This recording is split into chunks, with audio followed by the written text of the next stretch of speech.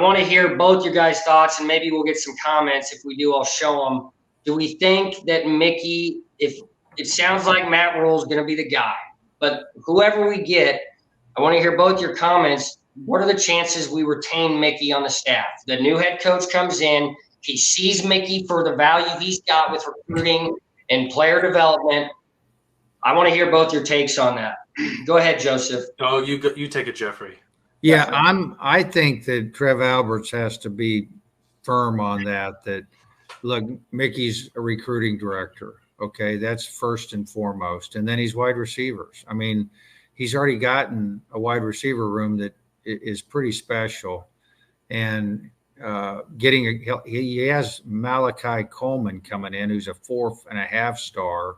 So I wouldn't touch that. I basically say you have to keep Joseph, and we're paying him over $1 million a year, and that's it. And you can have everybody else you want, but if you don't want to do it, forget it. I mean, I think they just have to lay that down. He's a Nebraska quarterback. He's a legacy.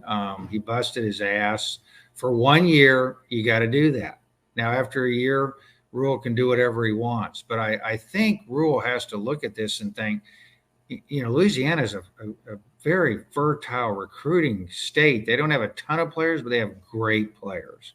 And he is locked in down there. And I just think, oh, my gosh. So I think that's very positive. I'll be disappointed as heck if it isn't Rhule and him.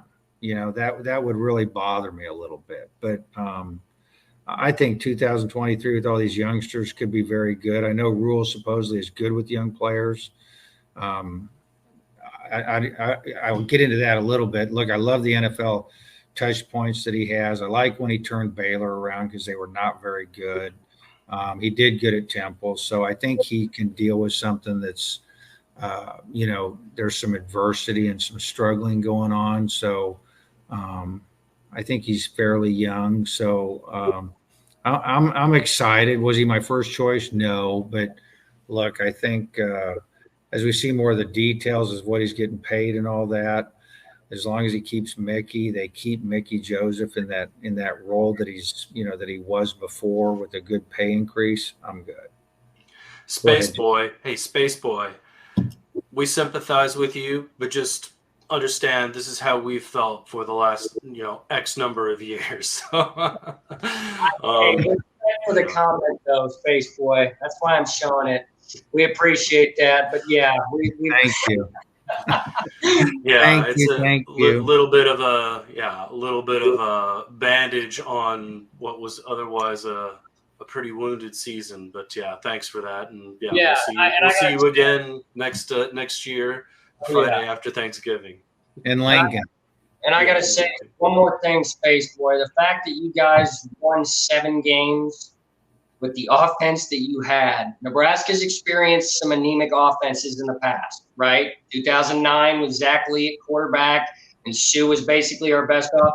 We've experienced that. So I got to give a lot of credit to Kirk Ferentz and that team. It just goes to show how disciplined they are, how good of a culture they have. Even with a junior, a JV quarterback, they can still be going for the Big Ten title. So thank you, Space Boy, and it was a heck of a game at the end of the day.